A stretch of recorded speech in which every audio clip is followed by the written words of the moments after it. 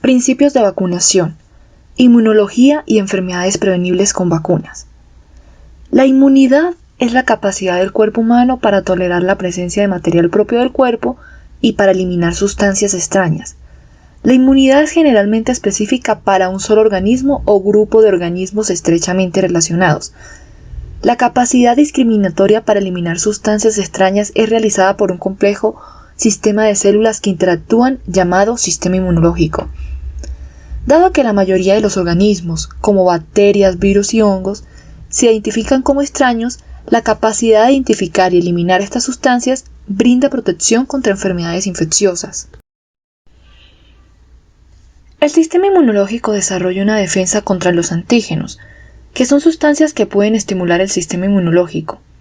Esta defensa se conoce como respuesta inmune y generalmente implica la producción de moléculas de proteínas, que estas son inmunoglobulinas o anticuerpos, el componente principal de la inmunidad humoral por los linfocitos B, y las células específicas, en las que se incluyen los linfocitos T, que también son conocidos como inmunidad mediada por células. Las respuestas inmunitarias más eficaces se producen generalmente en respuesta a los antígenos presentes en un organismo vivo. Sin embargo, no es necesario que un antígeno esté presente en un organismo vivo, como ocurre con la infección por un virus o bacteria, para producir una respuesta inmune. Algunos antígenos, como el antígeno de superficie de la hepatitis B, son fácilmente reconocidos por el sistema inmunológico y producen una protección adecuada incluso si no son transportados por el virus vivo de la hepatitis B. Otros materiales son antígenos menos efectivos y la respuesta inmune que producen puede no brindar una buena protección. Hay dos mecanismos básicos para adquirir inmunidad: pasivo y activo. Inmunidad pasiva es la protección por un anticuerpo o antitoxina producido por un animal o humano y transferido a otro. La inmunidad pasiva proporciona protección inmediata contra la infección, pero esa protección es temporal. Los anticuerpos se degradan durante un periodo de semanas a meses y el receptor ya no estará protegido. La forma más común de inmunidad pasiva es la que un bebé recibe de la madre los anticuerpos, específicamente la clase de anticuerpos denominados IgG. Se transportan a través de la placenta principalmente durante los últimos 1 a 2 meses de embarazo. Como resultado, un bebé a término tendrá el mismo tipo de anticuerpos que la madre. Estos anticuerpos pueden proteger al bebé de ciertas enfermedades durante los primeros meses después del nacimiento. Los anticuerpos maternos brindan una mejor protección contra algunas enfermedades, por ejemplo, sarampión, rubiola y tétanos, que contra otras, por ejemplo, polio y tos ferina.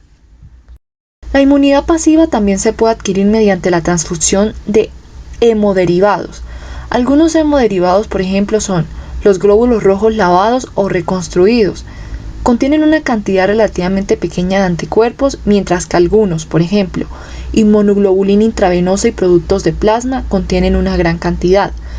Además de los productos sanguíneos que se utilizan para transfusiones, existen otras 3 fuentes principales de anticuerpos que se utilizan en la medicina humana.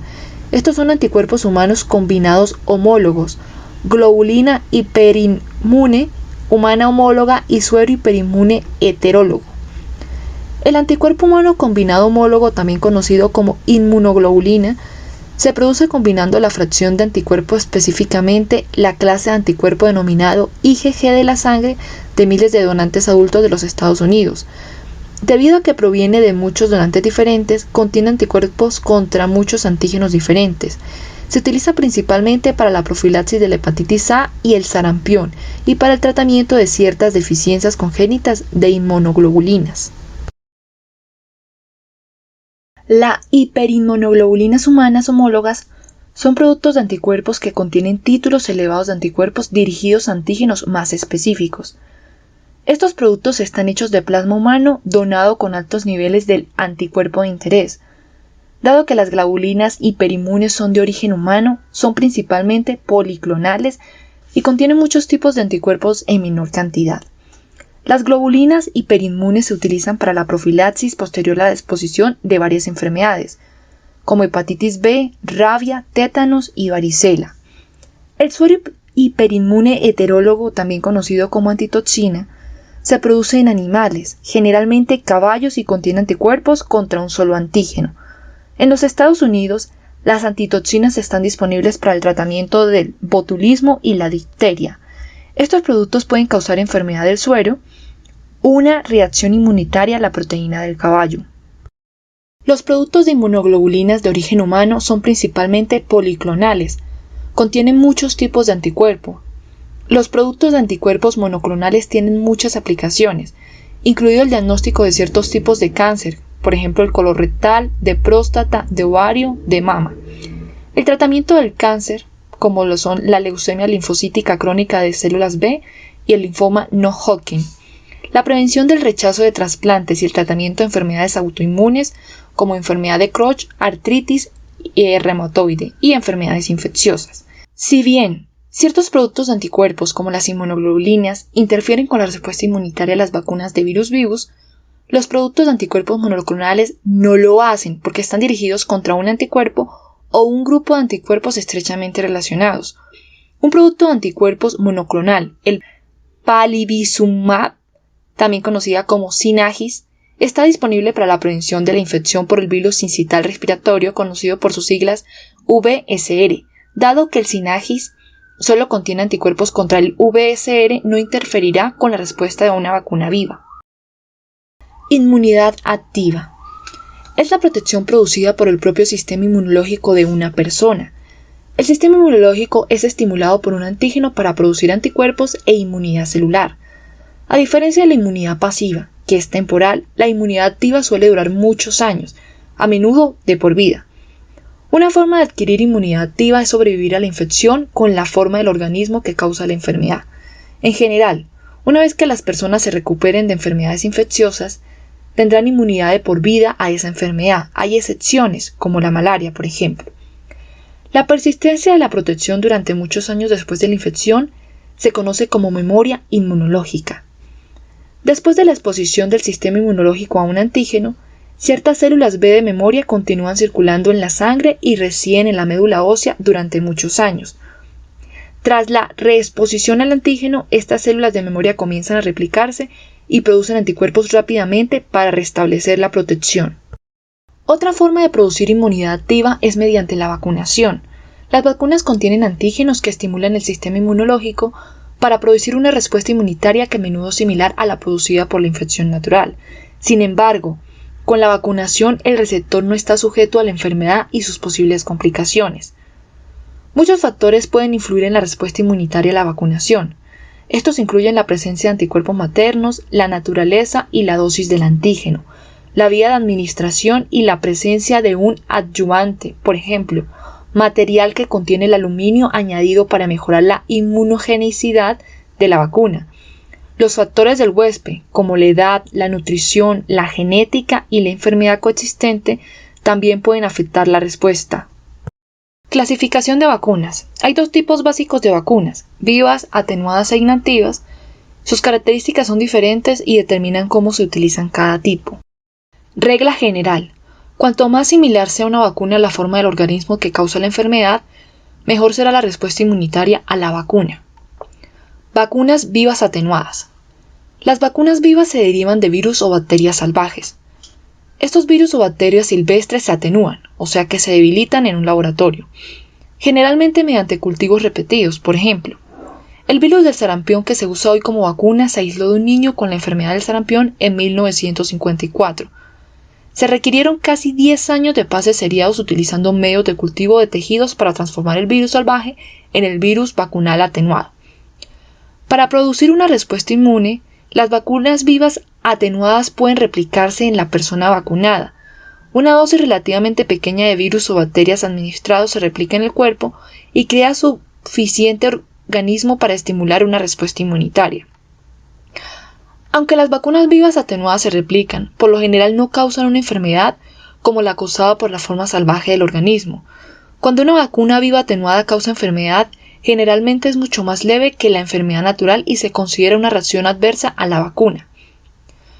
La respuesta inmune a una vacuna viva atenuada es virtualmente idéntica a la producida por una infección natural porque el sistema inmune no diferencia entre una infección por un virus vacunal debilitado y una infección por un virus salvaje.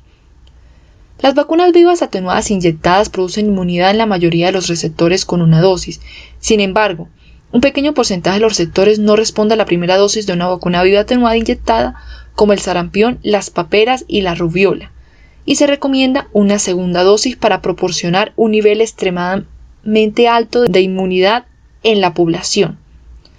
Las vacunas vivas atenuadas administradas por vía oral requieren más de una dosis para producir inmunidad. Una vacuna viva atenuada puede causar infecciones graves o mortales como resultado de la replicación incontrolada del virus o bacteria de la vacuna. Sin embargo, esto solo ocurre en personas con un sistema inmunológico debilitado, por ejemplo, en caso de pacientes con leucemia que estén en tratamientos de ciertos medicamentos o infección por el virus de la inmunodeficiencia humana. En teoría, un virus de vacuna vivo atenuado podría volver a su forma patógena original. Sabe que esto sucede solo con la vacuna contra la poliomielitis viva oral, que ya no está disponible en los Estados Unidos. Es posible que no se desarrolle inmunidad activa de una vacuna viva atenuada debido a las interferencias con el virus de la vacuna de los anticuerpos circundantes.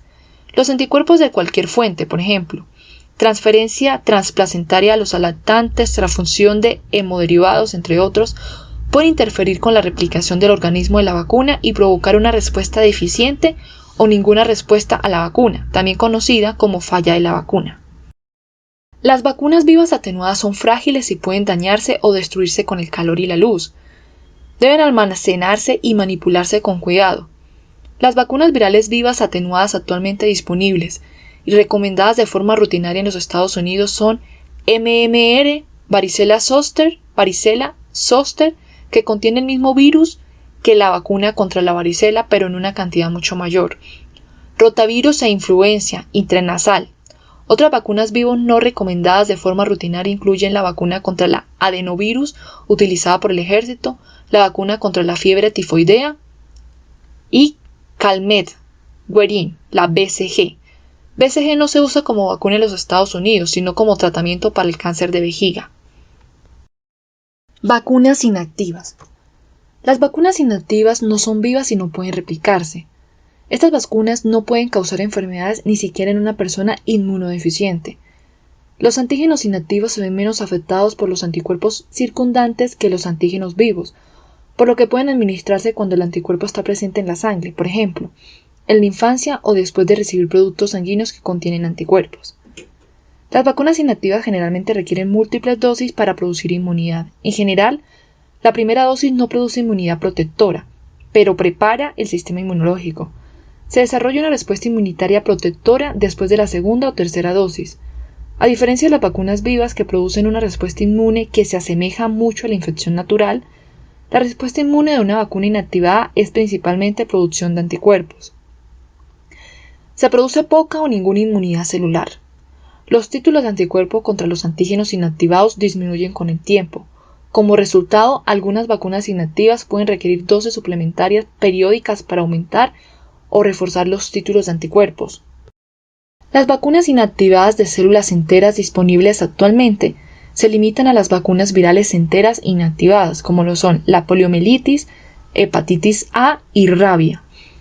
Las vacunas fraccionadas incluyen subunidades derivadas de la inactivación, como lo son influenza, tosferina acelular, anthrax y encefalitis japonesa. Subunidades generadas con tecnología genética. Hepatitis B, virus del papiloma humano, meningococo del serogrupo B, influenza marca Flublok y toxoides, difteria y tétanos. Vacunas de polisacáridos. Una vacuna de polisacáridos es un tipo de vacuna único de subunidades inactivas compuestas por largas cadenas de moléculas de azúcar que forman la cápsula superficial de ciertas bacterias. La respuesta inmune a una vacuna de polisacárido puro es típicamente independiente de las células T, lo que significa que estas vacunas pueden estimular las células B sin la ayuda de las células T auxiliares. Los antígenos independientes de las células T, incluidas las vacunas de polisacáridos, no son sistémicamente inmunogénicos en niños menores de 2 años, probablemente a la inmadurez del sistema inmunológico. Si bien las dosis repetidas de la mayoría de las vacunas de proteínas inactivadas hacen que el título de anticuerpos aumente progresivamente o refuerzo, esto no ocurre con los antígenos polisacáridos. El anticuerpo inducido con vacunas de polisacáridos tiene menor actividad funcional que el inducido por antígenos proteicos.